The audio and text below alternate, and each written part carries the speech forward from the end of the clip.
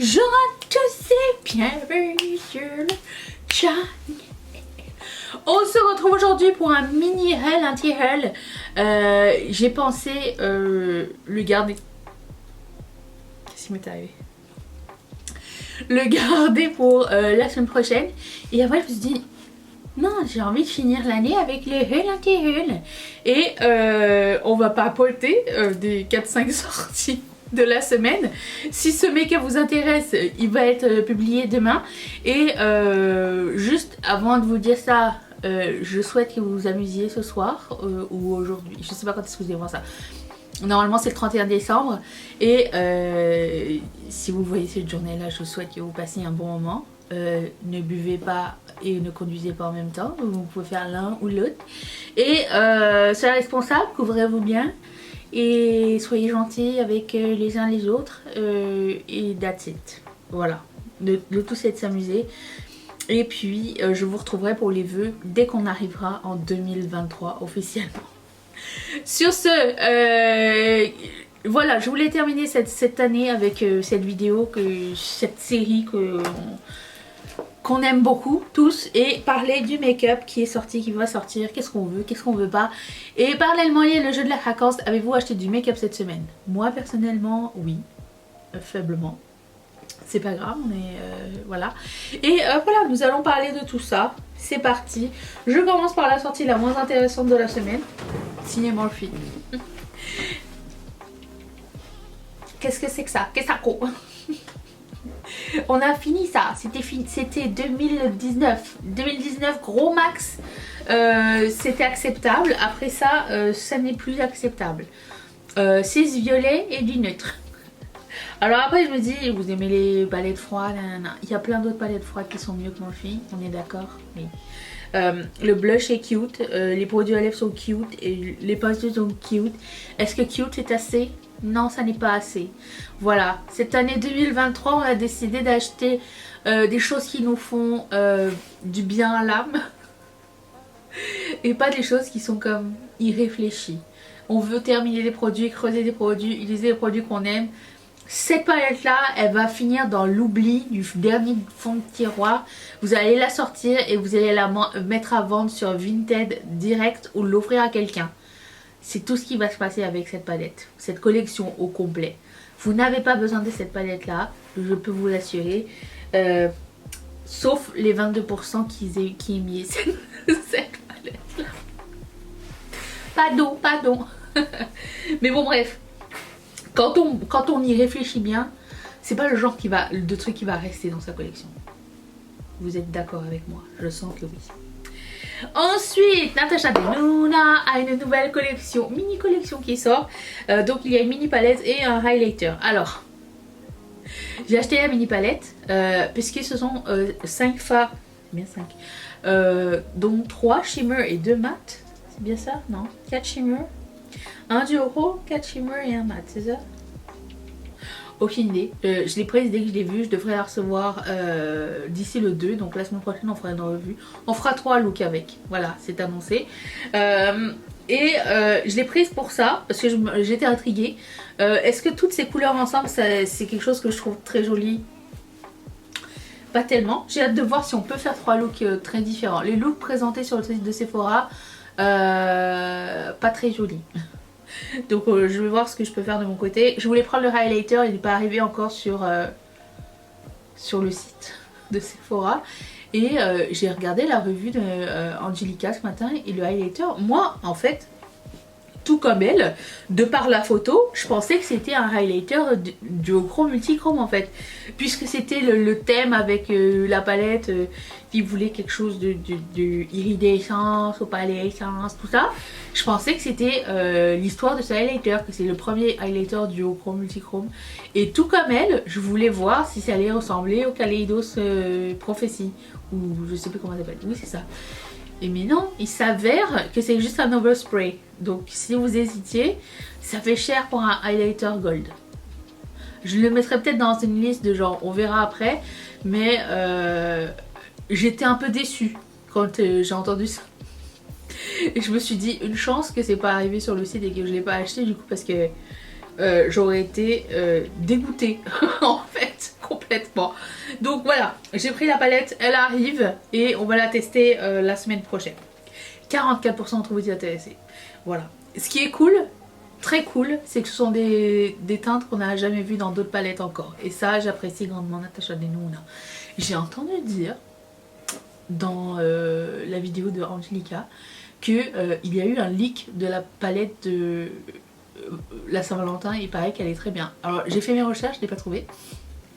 Et même si je fais mes recherches, je la partage pas. Je l'ai pas vue encore sur Yet Makeup. Je sais pas si quelqu'un d'entre vous avait déjà fait les recherches. Mais apparemment elle est sympa, selon Angelica. Donc j'ai hâte de voir ça aussi pour la Saint-Valentin. Parlant de Saint-Valentin, vous allez rien voir sur cette palette à part sur cette palette non plus. Sur cette image à part une boîte avec des points d'interrogation, une boîte rouge. C'est parce que Earnestly Cosmetics a sorti une mystery box spéciale Saint-Valentin. Et 28% d'entre vous étaient intéressés. Mais d'après ce que... Je sais pas si vous vous rappelez, mais à Halloween ils avaient fait exactement le même concept. J'avais acheté la boîte pour voir et pour tester la marque parce que j'ai jamais testé la marque du tout. Et j'ai été grandement impressionnée par la qualité des fards, les produits à lèvres et le highlighter que j'avais utilisé. Je trouvais que c'était de très bons produits, une collection très bien faite. Tout était bien pensé et vraiment j'avais adoré mon expérience. Puis pour le coup quand j'ai vu qu'il allait y avoir... la même chose mais pour la Saint-Valentin, je me suis dit je vais acheter quand même.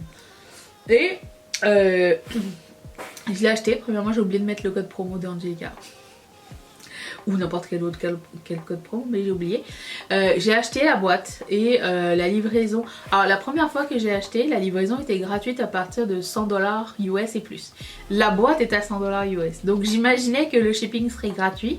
Peut-être qu'elle a changé les termes de shipping, qu'elle a eu des soucis, qu'elle voit que le shipping à l'extérieur lui coûte plus cher que le shipping local, ce qui est fort probable.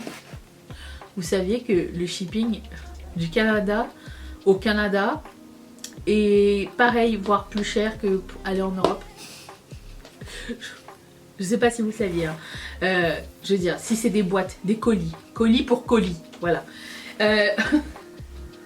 Fun fact. Not so fun. Mais pour les États-Unis, c'est pas la même chose. Eux, ils ont du tracking sur tout. Et je sais que les prix ne sont pas... c'est pas donné non plus. Et du coup, bah, quand j'ai acheté la boîte, j'ai vu que le shipping était pas gratuit. Il était 28$. Alors... de mon côté, ça va. J'étais un peu soulagée. Enfin, un peu... non, pas soulagée. Parce que 28$, ça fait quand même mal au cul. Mais quand j'ai vu que c'était 48€ ou 48$ pour la France, je me suis dit, oh non, mais... Je sais pas. Alors, deux raisons s'offrent à nous. Hein. Soit elle n'était pas capable de payer le shipping avec un tracking pour l'extérieur, puisque c'est quand même une grosse boîte.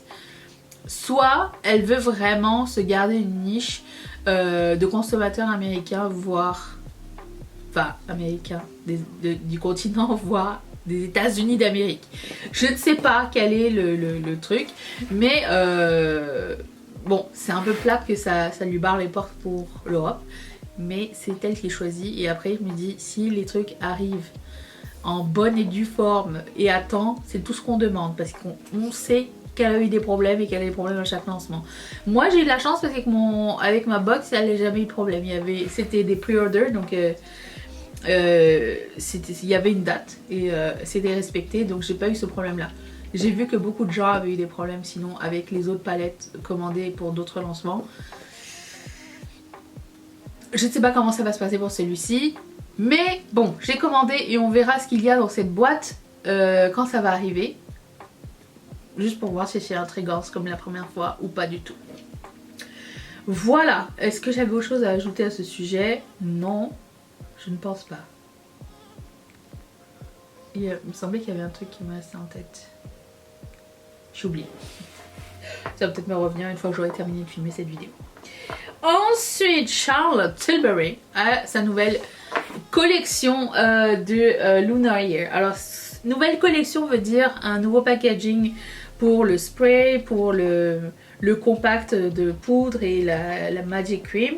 Mais un nouveau rouge à lèvres, il est orangé. Rouge orangé, j'étais comme... ça me parle. Le rouge à lèvres, il me semble que j'ai jamais vu cette référence avant. Et Karine, parmi vous, m'a envoyé une carte cadeau Sephora. Donc tu sais que j'ai acheté ce rouge à lèvres grâce à ta carte cadeau. Merci beaucoup, c'est super gentil. Donc voilà, je me suis offert ce rouge à lèvres grâce à Karine, c'est mon cadeau de Noël. Et 40% d'entre vous étiez intéressés. Qu'est-ce que vous avez acheté? Parce qu'à part le rouge à lèvres, le reste c'est comme juste des refills ou genre le prix ne change pas. Alors c'est très cute, hein, le packaging est très mignon, bien fait et tout. J'attends quand même la collection de Lunar New Year de chez MAC. Ma phrase n'arrivait pas à aboutir. Voilà, donc c'est tout ce que j'ai pris. Oh mais c'est tout. Mais voilà. Une petite vidéo de 10 minutes 52, 3, 4. Je sais que c'est minuscule. On est dans une période de l'année où les sorties sont beaucoup moins importantes, mais ça va revenir au mois de janvier. Beaucoup de fond de teint, beaucoup de skincare vont arriver parce que ça va être le self-care month. Beaucoup de concealer vont arriver si c'est pas déjà arrivé, genre Hair Beauty, tout ça. Les fonds de teint. Make-up à Mario. Je ne sais pas quoi dire. Je ne teste pas 10 000 fonds de teint en même temps, on est d'accord. Donc ça me sert à rien que j'en parle tout le temps puisque je ne l'essaierai pas. J'ai trop de fonds de teint à terminer. Je les regarde, ils font là. Ouh. J'ai reçu celui de Estée Lauder, j'ai reçu celui de Maybelline. Je pense pas que j'ai besoin d'acheter de nouveaux fonds de teint l'année prochaine. Entre vous et moi. Même s'il y a des textures qui me tentent et des marques, des lancements qui me tentent. Je veux terminer mes stocks avant d'acheter les nouveaux, surtout en fond de teint, en concealer, les poudres et tout ça. Non, c'est pas raisonnable, c'est pas raisonnable. De toute façon, vous allez voir bientôt. Alors si c'est pas la semaine prochaine, ce sera la semaine d'après. J'ai rassemblé tout mon make-up terminé au cours de l'année, ce qui va nous donner comme idée de savoir combien on en a besoin pour l'année précédente. C'est comme ça que je calcule mes besoins. Et si je me fie à l'année prochaine, à l'année dernière, quand j'ai fait mon empties de make-up terminé, j'ai déjà en masse de produits. Voilà. Sur ce, je vous dis à demain pour ce make-up si ça vous dit. Sinon, je vais passer un petit moment avec moi. Quelqu'un m'a demandé de regarder comment je faisais mes sourcils. Donc demain, vous saurez tout sur mes sourcils. Et je vous fais d'énormes bisous. Amusez-vous bien. Et rendez-vous en 2023. Bye.